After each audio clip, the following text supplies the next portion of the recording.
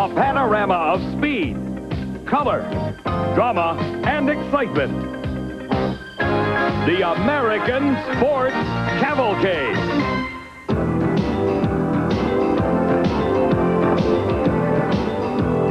On a superb spring-like day in Richmond County, North Carolina, no one could possibly stay indoors.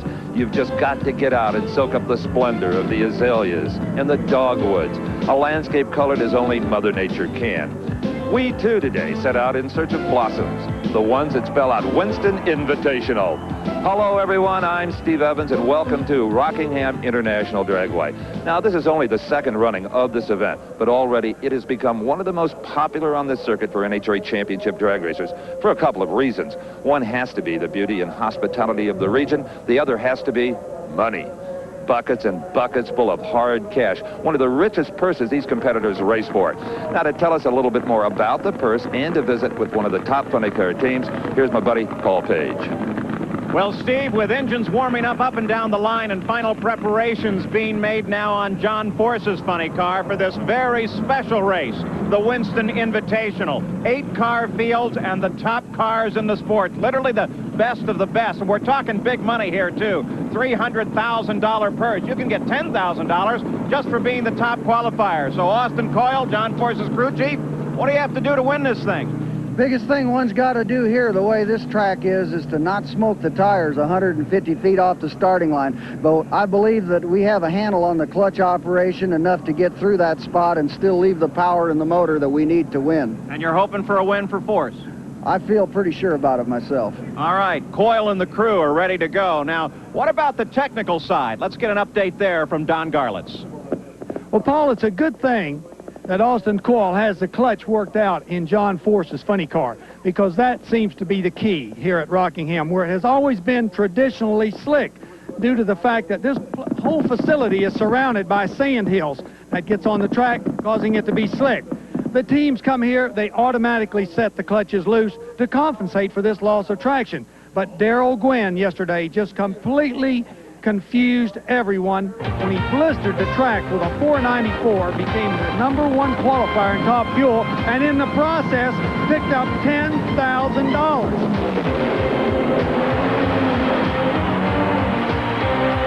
So you take the heavy air, the funny track conditions, and it becomes a problem of setting the clutch correctly. Right now it's time for first round top fuel action. Paul? And there's Lori Johns as she's set to go in her top fuel dragster. The Pro Stock category here at Rockingham was so popular that there were 16 cars ready to go for first round.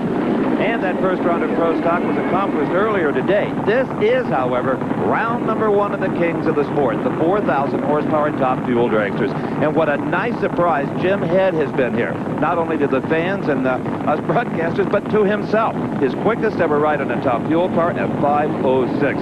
He has got his problem sorted out with a very unique race car.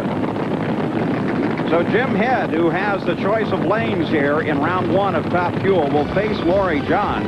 Lori Johns, you'll remember, was the winner of the Winter Nationals at Pomona, California. She comes out of Corpus Christi, Texas, and her chief is Larry Meyer. They've together qualified this car #5 with a 5:09. And Jim Head out of Columbus, Ohio, a graduate engineer. As we mentioned, it's a very new car. It is crewed by this man, John Davis, and earlier I had a chance to take a good close look. No one in top fuel has a race car as narrow as Jim Head's. It's more like an arrow than a car. And Jim doesn't sit in it, he wears it. He can't move anything but his hands, and that's the way he says it ought to be. He feels that this is the safest race car out here. It was designed after studying dozens of crashes, not in drag racing, but in sprint cars. Now take a look at how high the top rail is there. It's right at the top of his shoulder, not down somewhere near the middle of his arm like an awful lot of cars. What they discovered after analyzing all those crashes was the driver who fit the best and the tightest in the car had the best chance of surviving without any injury. Something else Jim has done. He's gone back to the tall dragster front wheels. The little guys, they were originally developed by Don Garlitz when you wanted to streamline the front end. They're not doing that anymore. So these stage better, and you can see them when the front end comes up much better. You're aware of a wheel stand quicker with these than you are with the small front wheel. I think this will be a wave that sweeps through the entire ranks in the category. I'd like to also comment on those wheels in that I think there's one more thing they do. When the car is light on the front end, they tend to act as airfoils in the front and give you a little more steering ability. So all in all, you're saying forget those little wheels you invented? That's right, Steve. All right, here we go. It is this lady, Lori Johns, and that man, Jim Head. They qualified only 3/100ths of a second apart in anybody's drag race until Lori Johns smokes the tires. Jim Head, oh my, another career best thrills his crew, 5.02, 273 miles per hour. Let's go to Don on the starting line. 5:02, beautiful. All the good luck we've had in the past, I think we're paid up in this kind of race. Tell you what, if you have the kind of good luck he claims to have had in the past, you don't need any luck at all. But maybe luck is finally coming around for that operation. On the starting line, it's Don Prudhomme making the transition this year over from the funny cars into Top Fuel and still looking for his first win. And he will take on the snowman, Gene Snow. You know, the Snake has really had a hard time with that transition to Top Fuel, and I think one of the reasons for that was they also took the electronics off the car for 1990, and it's been a very difficult situation with no electronics and a Top Fuel dragster. Two things together are tough to deal with sometimes. And make that really require that the driver drive that car all the way to the end. Now let's go to the far end and Steve. Jim Head out of the car, your quickest run ever, 5:02. Feels great. Everybody's surprised a little bit with the quality of this racetrack, the surface of it. Not me. I've been racing here since 1979, and, you know, in the early 80s, this racetrack was second only to Indianapolis before the advent of the super tracks. You had to drive the car. It got pretty close to the wall. It was skating around a lot, and I'm not real sure what's going on. We're trying some new ground effects things on the car, and we thought maybe this would be the right racetrack to debut these types of things because we're trying to stick it to the ground, but it was definitely loose. Good to have you back down here in an interview posture. It's been a while, hasn't it, Steve? Yeah. Thank you. Well, it's a car that he's been dreaming about for a long time, and obviously there is a lot of innovation on that machine. A car that also has a great deal of research behind it. Don Prudhomme being backed into position and ready to take on Gene Snow. The only one that has benefited from Don Prudhomme's switch to Top Fuel is Keith Black, the man who builds the engines, the crankshafts, the cylinder heads that Prudhomme has blown up. There's a giant stack of them out in California. His crew chief trying to figure all of that out, along with the Snake himself, is Mike Colbert. Qualified, though, at an encouraging 5.10 second elapsed time. Gene Snow, Fort Worth, Texas, the man who really pioneered the high-gear, multi-stage clutch setup that the guys are using these days, and a fine young crew chief, a former funny car racer himself, Brad Tuttle, Hesperia, California. Gene Snow was incredibly quick a number of times last year. He looks like he has a great season ahead here in 1990 as we continue with the first round of Top Fuel. Prudhomme to the near side, Gene Snow to the far side. As there's a flash on the back of Snow's car, Prudhomme has his problems trying to get it running. Snow is totally stopped back at the starting line. Prudhomme shuts it down and will coast across. The numbers won't even matter as Gene Snow climbs out. And that coast, as you called it, Paul, it looked like a snail's pace. The speed was 80 miles an hour on Prudhomme with just that little shot of the pedal. Now watch the far lane. Great big flash of fire right there, and the car was instantly disabled. Let's go down to Don Garland. What was that, Gene, a mercy killing? I guess it was. We were all prepared to run plenty good, and that thing did that.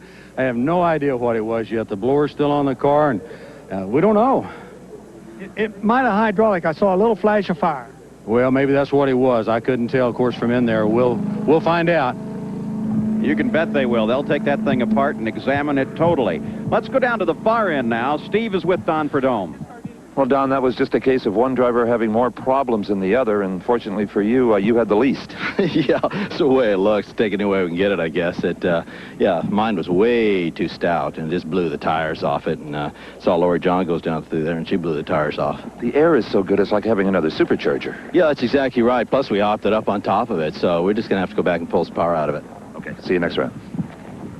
So Don Prudhomme goes away to prepare for the semifinal round in Top Fuel. In the meantime, back in the pit area, Jerry Ekman is ready to run. He was the low qualifier in Pro Stock and will face Warren Johnson. We'll be back with more right after this.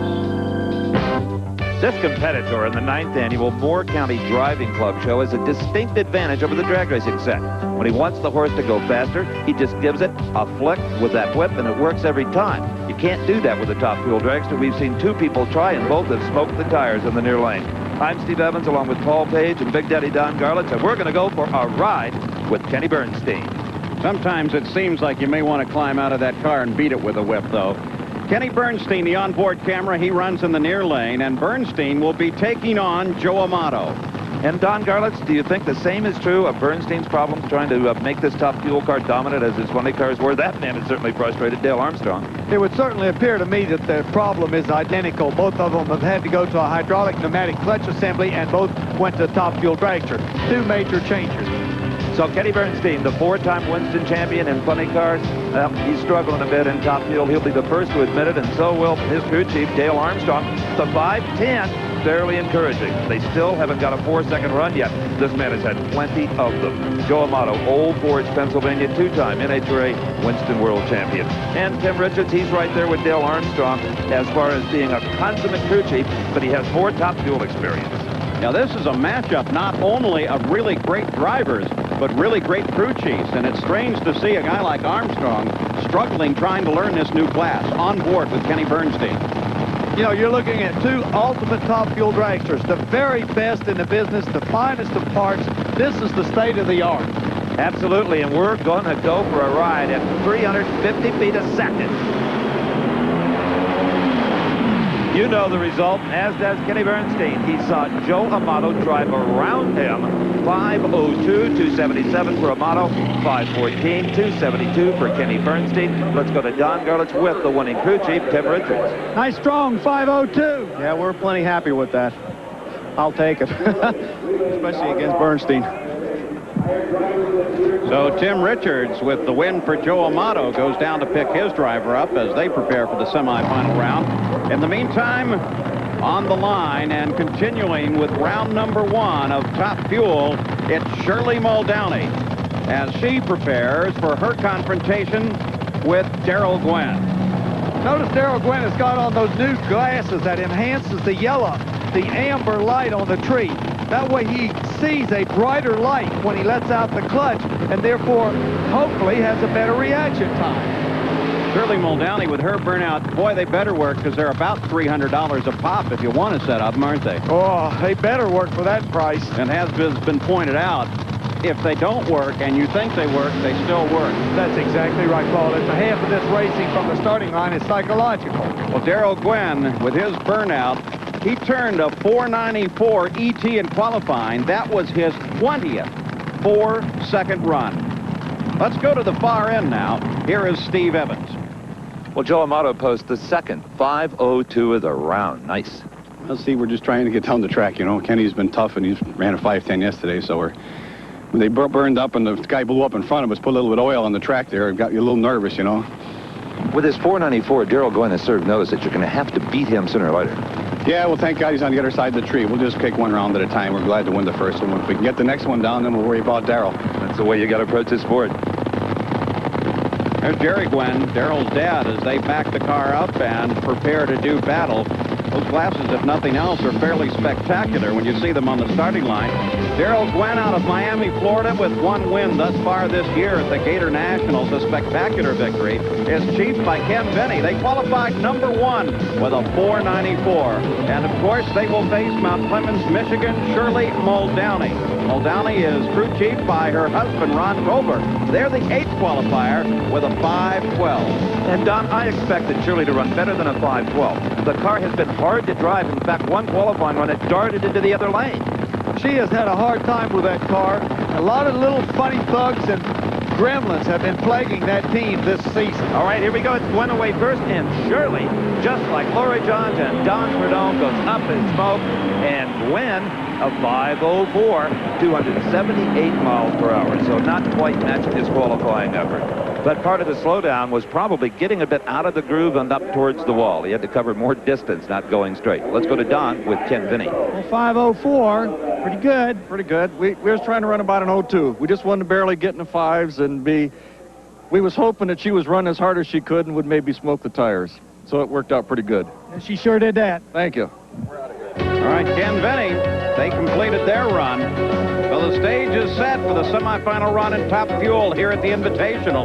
Darrell Gwynn will take on Jim Head, and Head with that terrific run has lane choice. And Don Perdome is ready to charge against Joe Amato. Amato will have his choice of lanes. But there's still a great deal more coming up.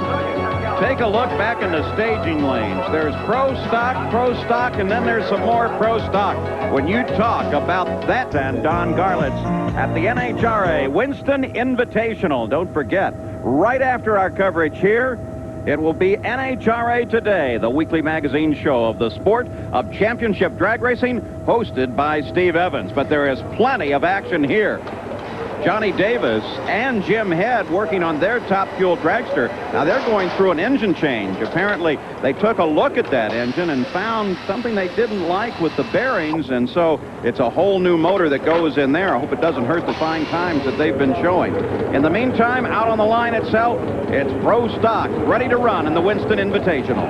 And as you know, Paul, right across the street from Rockingham International Dragway is North Carolina Speedway, one of the top 1-mile Winston Cup circuits in the country. So you know there's stock car fans in this part of the world. I mean, they stay through all of the sportsman classes. They love anything with a great big full body on it. I guess, Don, they're just raised that way. Well, it just goes way back into the days of Richard Petty and the likes of him, where they were tuned up for stock-bodied automobiles that were real fast, as they used to say. All right, here's a new name for you in Championship Pro Stock.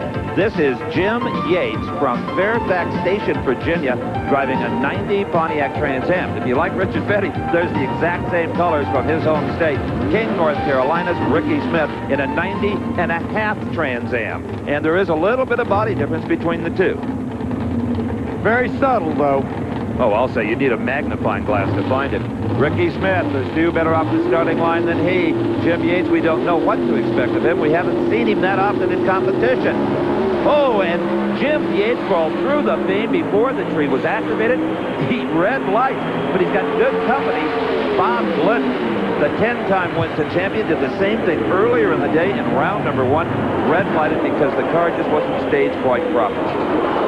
Jim Yates had a parachute ripped loose when he deployed it there, but it won't be a problem. This is a long, long, long drag strip. Plenty of room to slow down. Did you see that? He didn't mean to leave the starting line, Don Garlitz. It crept. Either the line lock, something failed on him. Yeah, it was way too early. It wasn't like he was trying to cut the light short or anything. He just had some sort of a mechanical failure in the car.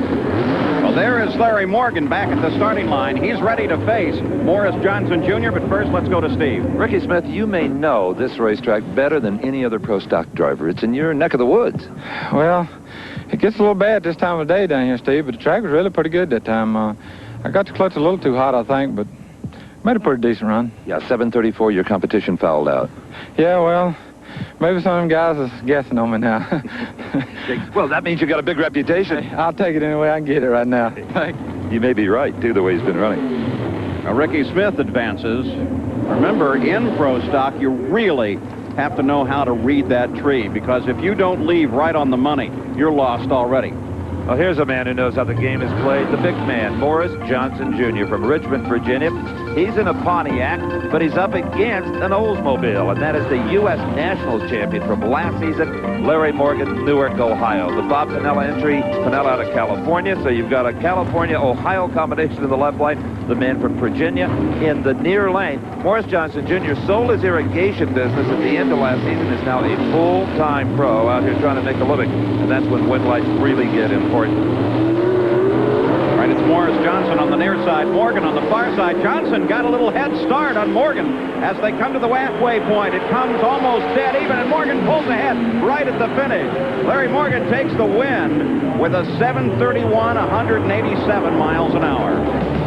Beautiful starting line advantage by Morris Johnson Jr., but the mid-range power of Larry Morgan's car really began to show up as the cars came off the pad. You could already see just a slight advantage to Morgan, but as they moved down through half track, the car continued to pull ahead of Morris Johnson Jr., and Morgan was clearly the winner by the time they reached the finish line. So Larry Morgan's now with Steve. Morgan the Pirate, as some have been calling him as of late. You had to run down Morris Johnson. Well, I kind of figured that. I put a new clutch in, and I knew it was going to slip on the starting line, but I felt we had enough power to get around him. Does the 731 make you reasonably happy? That's not too bad. You know, I kind of figured it would slow down a little bit, but I'm pretty happy that. I got to run Ricky. He ran a 34, so I feel pretty comfortable. I get the lane choice, so I'm pretty happy. You got all the cards. Thank you. Well, action continues in this, the second round of Pro Stock. Back at the starting line, that's Mark Powack. He's the national record holder with a 722 ET set at Houston in the Super Nationals this year. And Bruce Allen, the Rare Morrison car, he ran a 726 in round number 1 and beat Joe Lapone. Will take on Mark Powack, who qualified 4th. Powack found out at that Houston Super Nationals how brutal this Ford can be. He's had the world record at 722 and got chopped off at the knees in round number 1 from hero to 0 in about a day. So Powack in the near lane, the yellow car, that is a beautiful Chevrolet Beretta with Bruce Allen. As they so carefully stage, they leave right together. No advantage for either driver. It's a drag race. David Rear looking on, one of the car owners, and they get the win light. Bruce Allen wins at 732 to Mark Powack 734, 188 miles per hour for the yellow Chevrolet.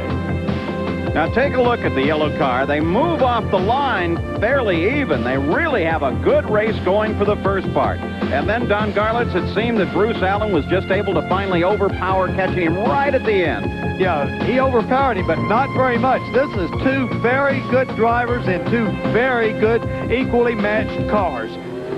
Back at the starting line, there's Jerry Ekman's bright yellow Pontiac. He's ready to take on Warren Johnson. But let's go to the far end. Steve is with Bruce Allen. Tell me about the drive down the racetrack. Can you drive it straight? Does the track work for you or against you?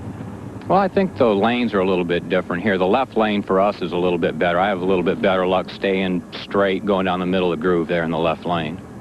Good job. Thank you. Good job, Mark. Bruce Allen with 4 wins last year, looking for his first of 1990 in the new decade. There is Warren Johnson. Beautiful blue Oldsmobile ready to race. Warren Johnson has just built a brand new 28,000 square foot shop just to maintain one Pro Stock car. Jerry Ekman, the Bill Orndorff-owned car from Ventura, California, has a check for $10,000 neatly tucked away in his wallet for qualifying number 1. But earlier in the day, this was Jerry Ekman, right-hand side of your screen, when he recorded. Well, I'll save that for you. Watch that yellow car, because it got everybody's attention. Clocking a 7.23, the second quickest Pro Stock time in history. Jerry down at the other end kind of took it in stride, though. You know, the first round of Pro Stock, Bruce Allen 726.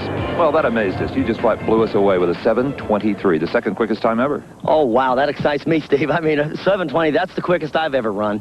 It's not that I didn't think the car was capable, because we've been working on this thing, and it's been flying, and I'm excited about that 723. Now, this was a motor that you broke on the dyno. We're unable to run at some of the other tracks, and boy, you wish you'd had it all year long. Yeah, that's true, Steve. I wish I'd had this one at Houston, because I think with this one, we could have set the national record. Down in the teens, maybe? Maybe so. We'll see. Thanks a lot. So that set the stage for this confrontation. Now watch the yellow car on the left side as he runs against Johnson on the near side. And it's Ekman.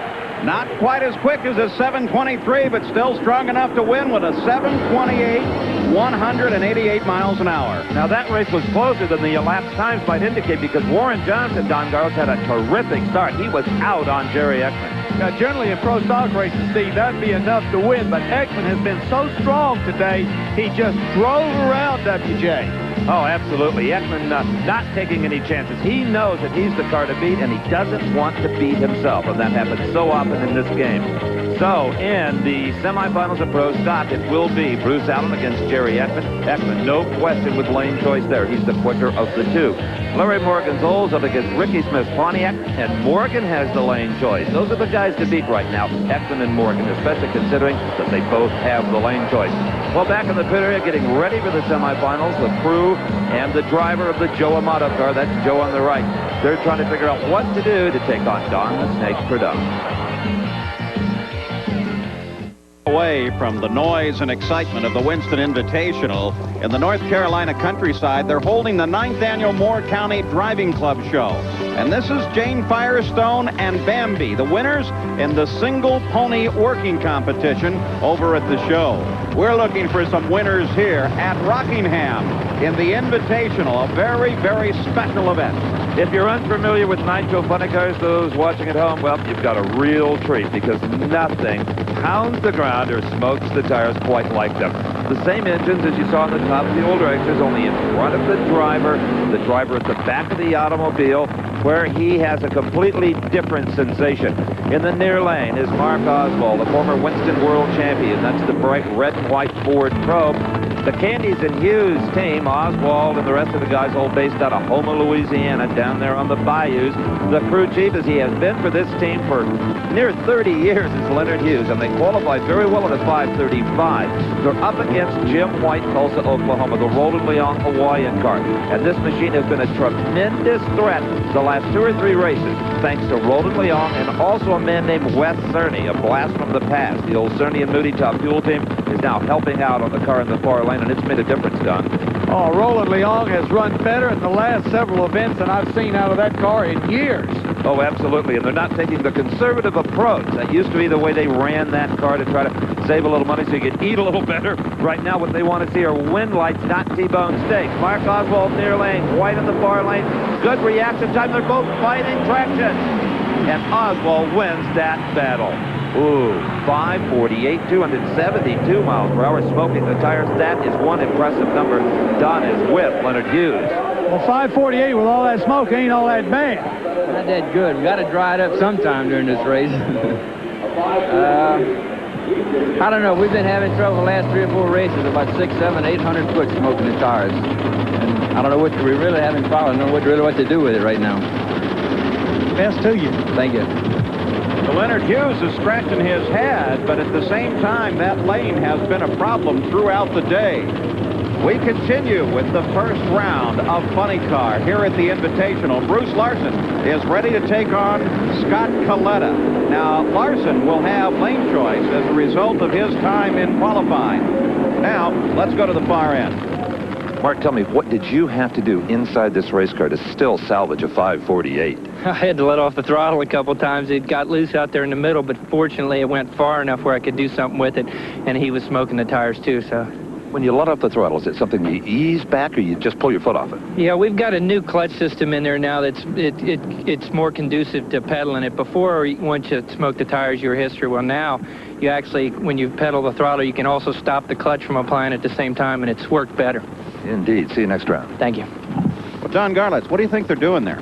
Well, it looks like they've got some sort of a trick device that's probably highly secretive to keep that clutch from fully applying like it was doing last year with the electronics. Absolutely. The electronics just fired it off and it went through its sequence no matter what you did with the pedal. Body is up on the Bruce Larson car. That should not be a big deal. They like to make an adjustment on the magneto, actually hook up the second mag. And against Bruce Larson, it will be Scott Coletta. And serving as his crew chief is his father, Connie, who won the top fuel division last year here at the inaugural Winston Invitational. But here in Funny Car today, Bruce Larson has got to figure as a contender. The number 2 qualifier at 5.32 seconds. And that made his crew chief, Maynard Yanks, pretty happy because like everybody else, they have struggled with these new clutches, trying to do something that they couldn't do with the electronic devices. Ready to go, it will be Larson on the far side, Coletta on the near side, as they both come off the line together, but instantly, smoke up from the back of Coletta's car. Larson almost loses the back end as well, but recovers and goes on to take the win with a 540.269 to a losing 586. Let's go to Don at the starting line. 540 and smoking the tires. Well, there's a lot of good air out here this morning, and it's a new clutch system for us. We just put it in for this race, and we don't have a grip on it yet, but it shows a lot of promise. So you get the feeling Maynard Yank's mind maybe is somewhere else, like inside the bell housing of that Funny Car, trying to figure out what to do for the semifinals. And back in the Darrell Gwynn pit area, they're getting his top fuel dragster ready for the semifinals. And Darrell himself checking the rod bearings with a micrometer, making absolutely sure the clearances are right. I'm at the NHRA Winston Invitational. You think you'd like to be here at some drag race that you can't make it? You still want to know what's going on right up to the minute?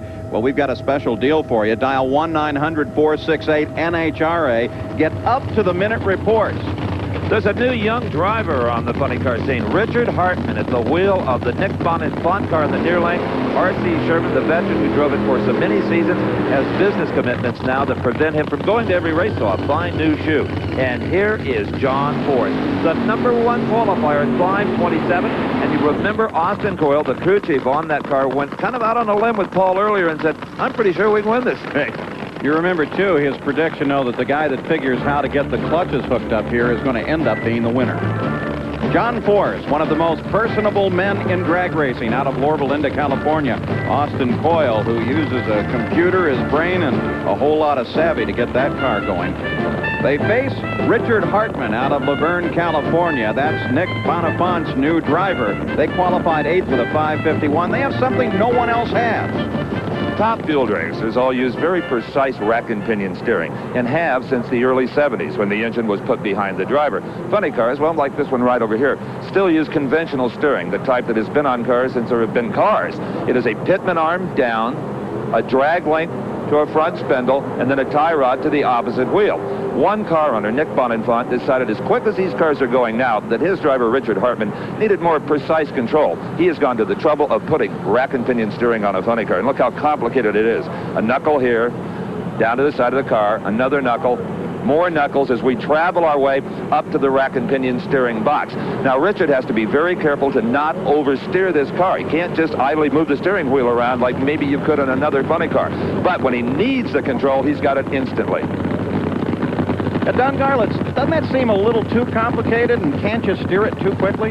It would certainly seem like that to me, Paul, looking at all that linkage down through the motor. Plus, I get the distinct feeling that there's a rod running right by the side of that engine that I would like. So, the car with the rack and pinion steering, that's Hartman in the near lane. John Force over on the far side as they both concentrate on the light. We'll ride with John Force. The quarter mile lies just ahead. Just about 3.5 Gs off the starting line for John. Oh! And the younger Richard Hartman is into the wall. But for a second there, Don Garlitz, I thought he was on his head. Sure was a close one, Steve. I don't know how he ever recovered from that thing. I guess we can thank the wall for it, really. Well, I'd say he grabbed the wall, but you really can't see much damage from this angle. The wing looks in pretty good shape. No marks on the back end of the car. Let's take a look at it again, Don. Richard Hartman puts a full 1/10 of a second into the bank with that starting line advantage.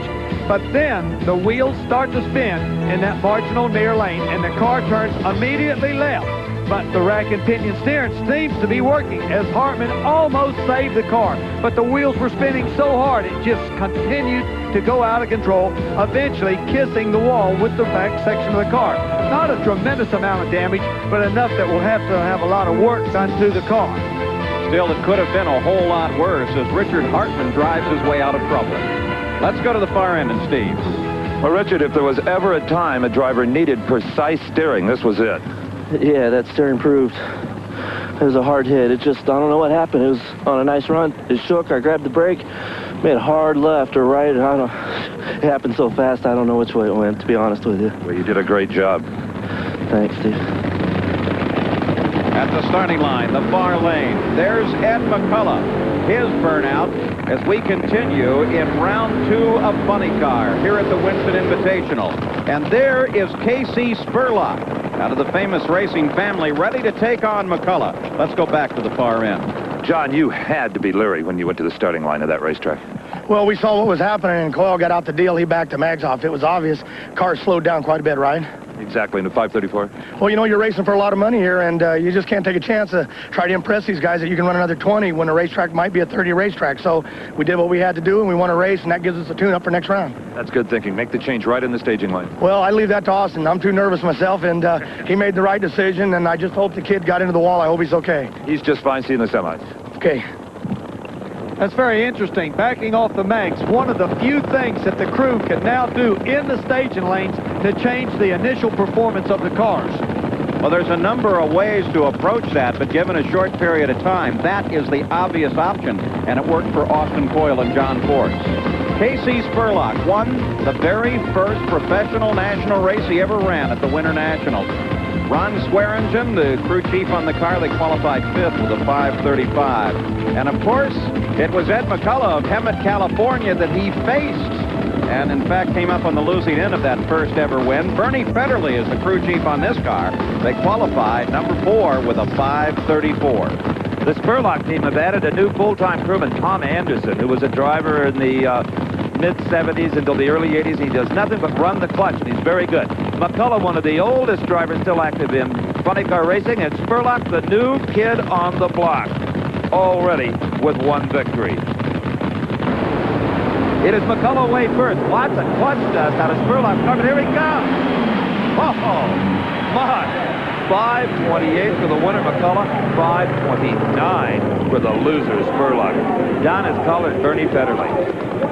5:28, strong. Yeah, we were real impressed with that, but we knew we had to press hard. Those guys are good over there, and they got down that side pretty good yesterday, and we wanted to try and maintain lane choice going in next round, so we knew we had to, what we had to do. I just let it work. Thank you. Well, Paul, let's have another look at this one. Spurlock really did master this near lane like no one else has. Yeah, I was going to say, you can be impressed with a 5:28 run by McCullough, but I think you also have to pay very close attention to Spurlock's 5:29 in that questionable near lane. Yeah, but Spurlock gave up a lot of starting line advantage by loosening that clutch so it wouldn't spin the tires, and it caused him to get out late. All right, the stage now set for the semifinals in funny car. McCullough will face John Force, and he'll have lane choice. And Mark Oswald will take on Bruce Larson. Larson will have his choice of lanes. Let's go to the far end now, and Steve. John Force is not the only funny car in the 520s. We really weren't expecting a number like that, but you gave it to us. Well, you know, the racetrack out here has been ahead of us all weekend. It's a better racetrack than we expected, and you know, we knew that KC was, you know, he had a great run going yesterday, and he lost the blower belt. We knew they were going to run awful good, so we had to stand on it, and fortunate enough to get by him. It did hook. Well, it's a good race. It's not over yet. Lane choice, I think, is pretty important here. You want to keep that left side if you can. You bet. Thanks. Yeah, but the right side may be getting better. So Ed the Ace scores the victory. At the starting line, well, they're getting ready for the semifinals in Top Fuel as Don Prudhomme prepares to take on Joe Amato. We'll have that match when we come back. Often wondered whatever happened to Mr. Ed. We found him alive and well, maybe packing a few extra pounds here in the Sand Hills region of North Carolina. I'm Steve Evans, along with Paul Page and Don Garlitz for the Winston Invitational Top Fuel semifinals coming up. Count on Steve Evans to come up with one like that. Rockingham, North Carolina.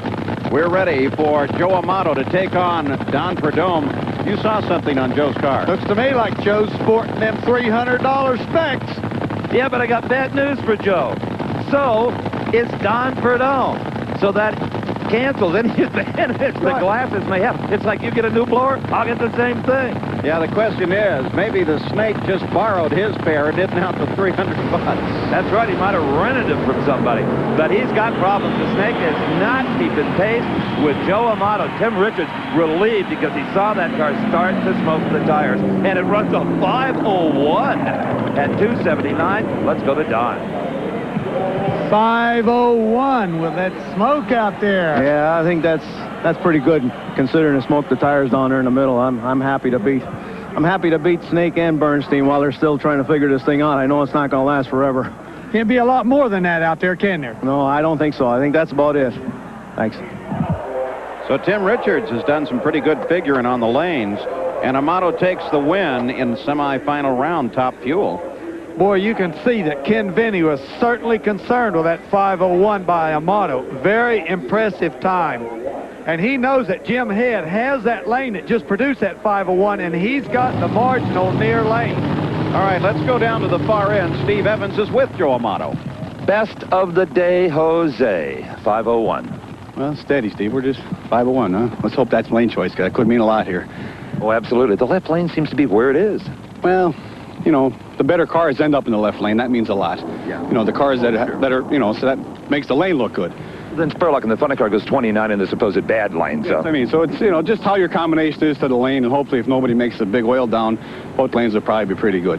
Your equipment extremely reliable today. Yeah, well, we had some trouble with the clutch that time. We had to put a fresh clutch in, and that just goes show you what the crew can do to make things repeat. A whole brand new clutch in the car that run. See you in the final. Thank you. So Joe Amato points out that it is a battle to try to get into the best lane here at Rockingham. Back at the starting line, Darrell Gwynn is ready to take on Jim Head. Remember, they changed the motor in Head's machine. That's right, Paul, but he thinks it's a better engine. He said it's certainly fresher. The one he took out was really tired. In fact, they've been racing it since last August, if you can believe that. Darrell Gwynn had to have loved that 529 on Spurlock's losing effort because it told him, Don Garlett, you can get down that piece of macadam closest to our cameras. And that's very important. As I said earlier, psychologically, you've got to feel good when you go to that starting line, Stephen. I feel like Gwynn has that feeling now. The lane is okay. He can put that out of his mind. Remember, an untried power plant here with a lot of raw fuel coming out of it. Maybe not all that good, Don. Yeah, it makes for a lot of bottom-end horsepower. And away they are together until Head smokes the tires. I think Vic just hit it. Too much bottom-end power. And there's a relieved crew. However, we got some more news they won't want to hear. Their 502 has given lane choice in the final round to Joe Amato. Let's go to Don Garlitz with Ken Vinny. 502, coming right around. We wanted to run 5 flat to 502. We figured we could beat him, and that's what we did. And the driver did a good job. Well, they did what they wanted to do. They ran within the range they were looking for, but it wasn't quick enough to take on the 501 of Joe Amato. So in the top fuel final, it will be Amato against Gwynn, but Amato will have that critical choice of lanes. In the meantime, back in the pit area, they work on Larson's car. He is ready to face Mark Oswald in the funny car semifinal. Let's go to the far end, Steve Evans. I'm not sure we have appreciated until now how good this car, crew, and driver are. You get in a lane you didn't like, and you run 502 in it. Well, there again, we're taking it one race at a time, and consequently, we don't have lane choice against Amato, but hopefully we can pull this one off for all the Winston folks. Did you change anything in the car because you were in that lane? No, we didn't. We actually thought that it shook the first round because of something else that happened, so we just took a chance and run the right lane. You've lost lane choice, though. You bet. Bother you? No, not too much. Let's get off the racetrack. You bet. Yeah, well, both of you get off the racetrack because we've got funny car semifinal coming up next.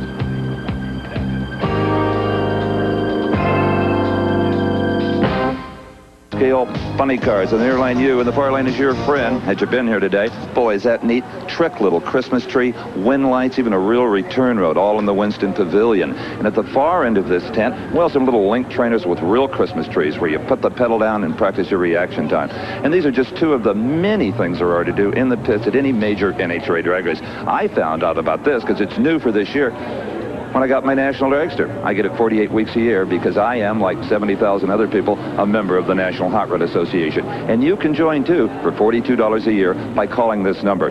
You'll get Dragster and a rule book and your membership pin and all of the other things. And if you call right now, they will throw in free a copy of Diamond P's newest home video, Drag Racing 89. So, give them a call.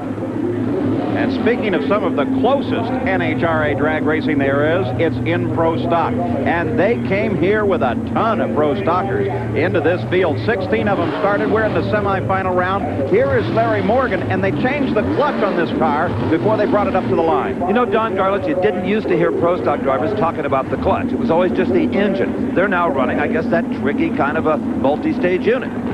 Plus, they have all kind of different discs, Steve. It requires a lot of maintenance, so most of these cars are taking the clutches out between rounds, just like the fuel cars. All right, in the near lane is Ricky Smith and the Pontiac. Smith had a tremendous hole shot. The Oldsmobile Larry Morgan is up to the task. That is big end horsepower. Larry Morgan, 729 to Ricky Smith, 738. Well, I'll tell you, Smith just about wasted him on the starting line, though. And take a look at Ricky Smith in the near lane. He got the jump on Larry Morgan, and at this point had the race. But it was up to Morgan and the horsepower in his car, and he had to certainly hope that that clutch was doing the job. As they came to the finish line, it was Morgan by just a very few feet. You needed to pick up the pace a little bit, and you did, a 729. I figured I'd pick up a little bit, Steve. I knew that breaking the new clutch in would, I definitely knew it'd pick up. I hope Beckman or whoever the next guy is don't run as quick, because I do like that lane. You know, you haven't used your parachute all day. Why? Well, to be quite honest with you, we hate to pack the thing, and it's long here, and we got carbon fiber brakes, and it stops relatively easily here. It's your choice. Thank you. Always got that parachute for a final pull in case things go wrong. Morgan takes a look back up to the starting line to try and determine who he's going to face. There's Bruce Allen in that bright yellow Chevrolet. Another yellow car sits over on the other side, and it belongs to Jerry Ekman. And Morgan has got plenty to worry about. Let's remember, both of these drivers have run quick enough today to take the lane choice away from him. They have to run quicker than a 729, or the winner does. And you don't usually hear the pro stocks worrying about lane choice so much, but here they do, Steve. Absolutely. It seems to be critical to their particular clutch combination. Ekman in the far lane. That's Allen on the left-hand side of your screen. No games being played. They're just staging very cautiously. And it's a magnificent start by both drivers. They must both have the trick glasses. What a race. Oh, it is Jerry Ekman. At 7:26, he takes the lane choice away from Larry Morgan. What Morgan feared, the speed, a whopping 188 miles per hour. Boy, Ekman, when the big money's up, he is a player for it. Bruce Allen takes a slight starting line advantage. Pretty even start all around, but Ekman makes a lot of power through the middle of the course, and that's where he got the advantage. He doesn't run real high mile per hour, and he doesn't leave the line good. It's in the middle where you got to outrun Jerry Ekman, and that's where he got Allen this time. So a close battle continues in pro stock here at the Invitational. The final round will see Jerry Ekman take on Larry Morgan, and Ekman will have his choice of lanes. Now, as Jerry Ekman climbs out of the car, let's go to the far end. Here's Steve. This is one of those days, Jerry, when you have such faith in your machine that you can cut a conservative light. You don't have to try to gamble or cut it too thin. Well, it's the easy way to lose with a red line. I can't afford that now, running as well as I have. I know the guys are going to be taking a little bit of a shot at me. I didn't think Bruce would. He doesn't red light, but I knew he was going to cut a good light. He always does, so I was just hoping we'd have another good classic race, and it looks like that's what happened. 7:26. 26, it's not bad. It's not bad for this weather. Well, it's always a good race when the yellow cars get together. Bruce Allen yells, "Not bad. What do you want?" We had a good race. You got me on the tree. Not bad. Good enough to give him lane choice in the final round against Morgan. Well, they're getting ready for the Top Fuel final back in Darrell Gwynn's pit area. They have the job of facing Joe Amato. And we will have the semifinals in Funny Car next. We'll open your eyes in National Dragway in North Carolina, and we have got the two quickest nitro funny cars of this entire Winston Invitational head-to-head. John Force, the body going down, no problem. Just like Bruce Larson earlier, they do the burnout with one magneto, lift the body and hook up two. And his competition, if you've been paying attention, would have to be Ed McCullough. He has run 5:28. Force has run 5:27. Force was in qualifying, though, Don Garlitz. And that's right, because McCullough ran his the round before, and that's what really counts. They always say in drag racing, you're no better than your last run. Well, McCullough's last run was a 5:28, so watch out. And Force, of course, is in that near lane that has been questionable throughout the day. As Force, look at McCullough. He bounces his way as he lights those tires, and Force in the near lane takes the win with a 5:44.265. The traction going away and bouncing McCullough in the air. Pretty good move to get it stopped. Austin Coyle ought to be happy with that one. Well, that was a tough one you put out that time, Austin. Boy, I'll say so. Looks like there's a problem down there from all the smoke. I kind of wonder what we got to fix, but we'll get it, whatever it takes. Austin Coyle, a bit worried about that blue smoke that we saw there, Don. Well, you can tell by this race that McCullough was set on pure kill. He had John Force, and he had him, well, I'm telling you, he didn't have a chance. But look at that front end on that car. It comes up. It looked like he was going to join the 360 club had it been for them wheelie bars on the back of it. But he looked over in that other lane, and he saw he was still ahead of Force, and he just kept trying to get after it. He kept trying to save that run. He knew he could win if he could just get down that lane, but finally it got completely out of control, and he had to give up. You know, oftentimes the driver doesn't know what kind of a drag race he was in until he sees a replay on television, but McCullough did a big wheel stand alongside you. I tell you, he's crafty, that old man. He got me up there on the start line. I couldn't get him to stage. And Coyle, he's looking, don't play the game, don't play the game, go on in. And I sat on the thing, and finally I went in, and then no tree, it just sat, and it sat. And I was running out of brain, I'm telling you, and I know I was late leaving on him because he was out, and thank God he got in trouble. most important thing is you and I are talking right now. That's what matters. That's it. How do we run? 544. 544. Well, we got a problem, and she's oiled, but that's what he gets paid for. But there's a big purse, and we're going after it. Well, they have several problems. One of them may be that 544, because if Oswald or Larson can pull off a better run, then of course they will have lane choice, and I'm sure that they will choose the far lane that has been, in fact, so successful. And I'm sure both of them, like all three of us, still have their mouth open over the job McCullough did driving that car. And speaking of that far lane, that's just exactly what happened. That lane is producing such good traction, that's what put the car up in the air. It smoked the tires after it hit the wheelie bars. Had that been a dragster without wheelie bars, we might have seen a repeat of the Eddie Hill incident last year at Pomona, where it literally did blow over backwards. I think you're right, down the wheelie bars, as we see right there on Bruce Larson's car. Probably saved that from happening. All right, Bruce Larson, big number 1, indicating the Winston World Champion in funny car, sits in the far lane. He had lane choice over Mark Oswald here on the near side. They come off the line easy. Both tires go to smoke. For a second, it looked like Larson was totally out, and in fact, he is, as Mark Oswald takes the win. Again, the near lane with a 562-267. Larson with a losing 586. Well, it certainly looks to me like that Oswald has got some sort of a trick, as he said, on that throttle and that clutch. Look at the car smoke. He backs it down and is still able to recover and continue on without getting that real white billowy smoke. The car is still accelerating and the tires are spinning. Shades of the 60s. Both of them trying to drive away from trouble. So the funny car final will see Mark Oswald against John Force. Steve? Well, Mark, again, maybe this clutch combination you talked about earlier, more conducive to pedaling, paid off. Yeah, it does. Before, you know, I would have never been able to get away with it. It just blow the tires off so bad you couldn't even get down the racetrack. But, or blow the engine up. Yeah, but by the same token, the changes we're making aren't really responding. We made a big change down track to soften that part up. We actually thought it'd be a little mushy, and it didn't even seem to slow it down. And you've lost lane choice, which here could be a factor. Yeah, the track has really held up good this weekend. We're happy with that. It's just you overpowering it? Yeah, it looks that way. The air is awful good here. It's almost hard to back the engine off. Thanks, Mark. Thank you. On a day like this, you could smoke the tires on fly paper. Well, Mark Oswald, some trick that definitely is paying off for them. Well, we're set to go in the final rounds in all pro categories now at the Invitational. And Jerry Ekman is working on his pro stock car, putting on the final touches, getting ready to face Larry Morgan.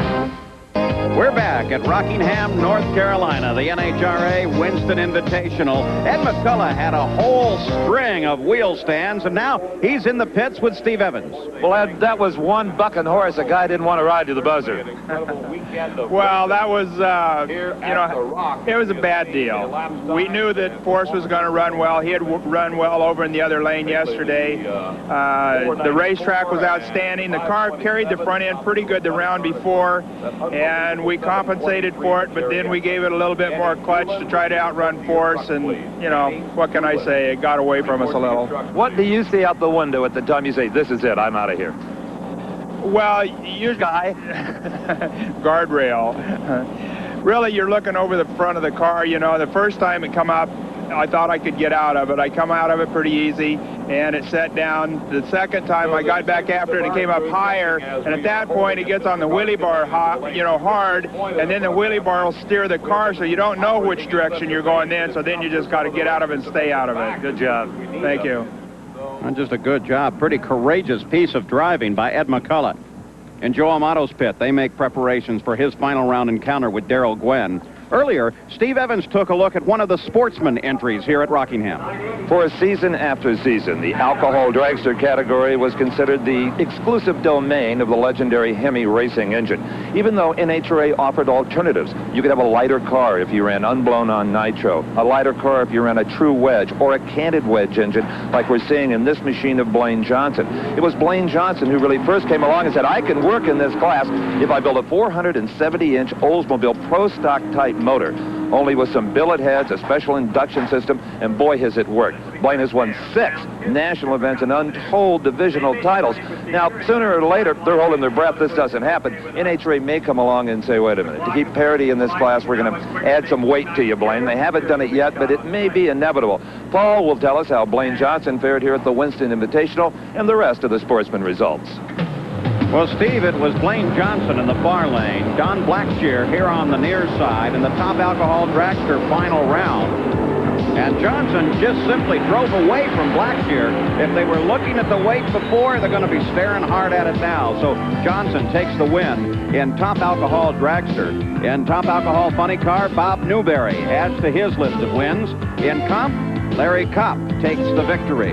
In Super Stock, it was Bob Reed. And some great racing in stock, the win goes to Curtis Smith. The victory in Super Comp to Jay Hellman.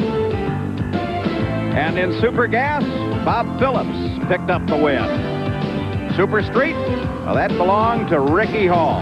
Those are the sportsman winners at the Winston Invitational at Rockingham. And our congratulations to all of them. And Pro Stock is on the starting line. The yellow Pontiac of Jerry Ekman, the #1 qualifier. Remember, he already has won $10,000. He can pick up, well, close to $20,000 more if he can get by this man. The slick shifting Larry Morgan in the Oldsmobile. The car has lost fire. He's had to restart it. This is the second time that has happened. There's something given up in the clutch. It does not want to move forward properly.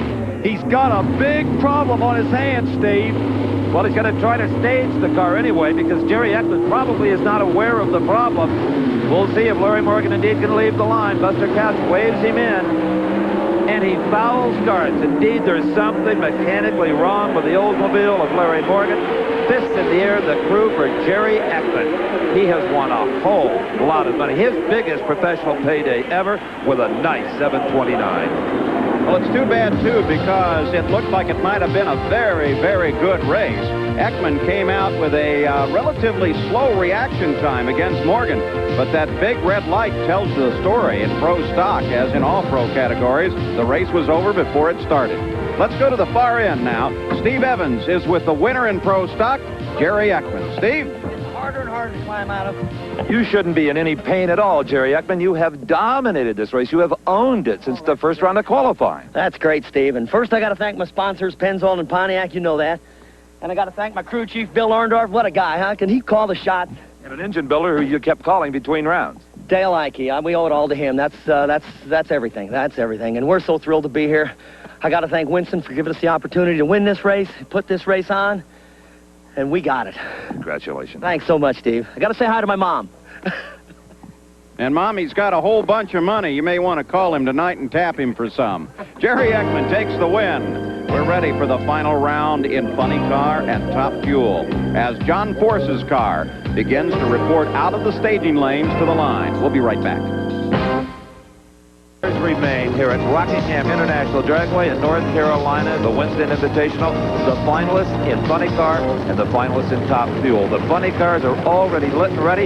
It's going to be John Force, who qualified #1 up against Mark Oswald. Already we have seen the #1 qualifier in Pro Stock go to the winner's circle. Can Force do likewise? Well, Force certainly has the lane that everybody has wanted. The far lane has been the key factor throughout the day. Mark Oswald in the Candies and Hughes car, well, definitely it is an uphill battle for him. He's been a little bit slower than Force and is on the bad side. But there is a problem that has to be considered on the Force machine. You will remember that Austin Coyle was watching very carefully as that car went down the lanes, and he saw some smoke, and he saw some action that he didn't like. Well, they've gone back to the pits, and they did a lot of work on this machine. And standing there keeping track of all the action was Steve Evans, and he talked with John Force. John, a guy who has lived and raced as lean and mean as you have all your life, to leave here with close to $40,000, that's really something. It's a lot of money, and it's exciting. We've been here a number of times in our career, and you're right. When Winston and NHRA put up this kind of purse, you just can't lose. But you know, we got the low ET money. That was $10,000. We're very excited about that. The rest is really gravy. What we're trying to do now is trying to do what Don Perdome did here last year. He won the race and ran low ET. I mean, he just really whipped up on these guys. And if we can do that, that's what we're really trying to accomplish. You've changed engines for the finals to try to do that. We pulled a 27 out of the hat yesterday to get low ET, and Austin was real pleased, but all day long we've been struggling. The car won't just come back. The harder he leaned on it, the more he hurt it. And he finally just said, this motor just doesn't work. I'm taking it out. And I said, Austin, give me a reason. He said, I never give you a reason. Motor don't give me a reason. I'm just putting another one in, and that's what he did. Good luck at the final. Thank you. Yeah, sometimes the motor will talk to you and sometimes it won't. Now, this run is for $25,000 plus a wide assortment of contingency money. Remember, John Force already has $10,000 in the bank. Mark Oswald in the near line would be the first to tell you he's a very fortunate driver here today. The kind of times he has run, well, probably shouldn't have put him here, but he just raced the right cars at the right time. Yeah, he was just able to get down the lane each time. He always had smoke coming off the tires. He never has made a real good run, but he's always been there. All right, a new engine for John Force, same power plant for Oswald. It is Force away first. Force has the advantage. Here comes Oswald. It is not enough. Oswald can't catch John Force, and they run identical 5.43 second elapsed times. Let's go to Don with Austin Coyle. Oh, John is 40,000 richer, Austin. Yeah, that's true, and like I get a pretty good percentage of that, it makes me happy. We worked hard to get this one here today, but we've got some things that are working real well for us this year. You're going to see a lot of us. You've done a good job today. Well, thank you, sir. Coming from you, that's especially a compliment well received. Well deserved. Thank you. Well, you remember back at the start of the race, Austin Coyle said he thought he had it figured out. He certainly did with the help of his driver, John Force. Now we take a look at the run one more time, Don Garlits. Well, John Force certainly did his job on the starting line as he pulled this race out of the hat right to start with. And Oswald, they got the clutch figured out. Don't see any smoke coming off that car at all. It runs real good. In fact, it ran better than John Force. Just didn't leave properly. And as in drag racing, if you snooze, you lose. So it's reasonable to say that both lanes are in pretty good shape for the final race of the day. There is Joe Amato preparing to take on Darrell Gwynn. Now, with both of those past runs we've seen, these lanes really seem to be about equal now, so this should make for one spectacular drag race. The final run here at Rockingham. Let's go to the far end again and Steve Evans. Did you know you'd won? I just can't be hybrid no more, Steve. I don't know what's wrong with me. You're happy, buddy. We did it. John Force has finally been raced to his knees. I never thought I'd see it happen. Give him about 10 minutes, and he'll be back. What a driving job.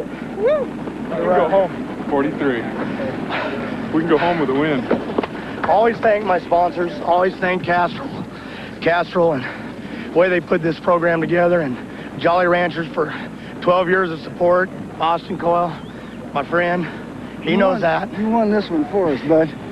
He gets fired once a week. I threaten to quit once a week. But I tell you what, Winston and the kind of money they put up here, and NHRA, well, they've only kindled the fire because we got some dust, and we're going to get a whole lot tougher, and I mean that. Austin and John Force with money in the bank could be a really dangerous combination. Hey, dirt! Well, you've got to love it when John Force takes the win, and he certainly did here in the Invitational at Rockingham. All right, Darrell Gwynn has got to be hoping right now, Paul and Don, that he can do what Jerry Ekman and John Force did, come from the pole position and win. So Darrell Gwynn is ready. Now, one thing you can say about this car is it seems that no matter what the day and no matter what the racetrack, it goes down the track nice and smooth. Earlier, Steve Evans took a look at the possible reasons why. The amazing consistency of Darrell Gwynn's top fuel dragster is probably more a matter of clutch management than horsepower, what happens inside this bell housing. Now, in all street cars and most race cars, this controls the clutch. This goes to the pedal. And you've got slop in this linkage and flex in this arm, and the shaft that goes to the throwout bearing. Not with Darrell's pneumatic setup here. See the piston inside the bell housing? They release air. The piston releases the fingers on the pressure plate, which incidentally Darrell has declined to show us for security reasons. You've got no flex and a totally even release. So we no longer talk about stages of the clutch. It's just a progressive release of it, applying more and more horsepower to the rear wheels as the car accelerates down the racetrack. Very, very simple and very effective. Well, I think he's got the best clutch system in the business, and it's certainly the most simple, and sometimes that's the keynote. There's Stage, Amato to the far side, Gwynn the near side. Good hole shot by Amato. He smokes the tires a little bit coming off the line, but Amato takes the win. Amato with a 5:04.272. Joe Amato with the victory. Let's go to Don. Looks to me like Joey gave him a driving lesson. Yeah, I think he did that time. Our fuse was a little short on the other end. It's a good thing. I think Darrell was in a little bit of a wheel stand there in the middle of the track, and I think that was just enough to get us out in front of him. Yeah, because it looked like a lot of fuel came out of the pipes on Joe's car. Oh, definitely. We had a flashed on her. We've got some damage, but that one paid for it. Good. Thanks. So Joe Amato with the victory here in the Invitational. Don Garlits, he got a nice hole shot. Well, that Joe Amato was certainly not going to give Gwen a chance at the starting line. He's afraid he was going to pull another one of those fours. Gwen had the wheels up pretty good. May have had to backpedal that car just a little bit or touch the brake, and that could have hurt that ET, because if he could have run a 4, he could have won this race, because look how close it was. And take a look at the first number on each line. That's the reaction time. Amato definitely needed it to take this victory. He's down at the far end now with Steve Evans. Joe Amato, who is always so quick to give all the credit to the crew, to Tim Richards, when he takes that helmet off, Paul and Don, I hope he'll take a little credit for his driving. He ran 02, you ran 04, and you and I are talking. Steve, I don't know who won. It was close, you know. You're going 280 mile an hour, and you're looking over there. It was a good win, you know. I knew I was going to be close on the lights, you know, because I knew the quote cars are running real good. And, you know, guy was looking for me Palm Sunday, and I guess he's looking over my shoulder. Indeed, and a whole lot of money for Winston. Yeah, it's a pleasure. You know, my wife, we went to the Winston banquet the other night, and my wife saw this beautiful Winston trophy. Oh, the Steuben glass. Glass. And she said, I got to have one of them. You know, I'm getting emotional here.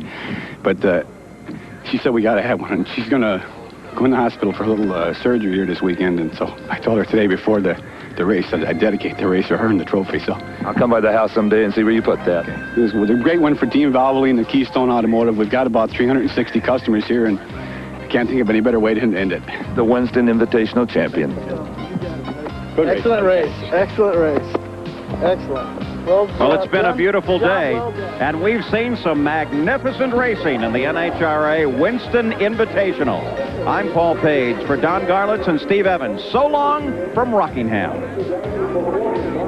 The executive producer for American Sports Cavalcade is Harvey M. Palish. Produced and directed by John B. Mullen. Promotional consideration provided for and a fee paid by this special offer from Diamond Fee. Weekend at the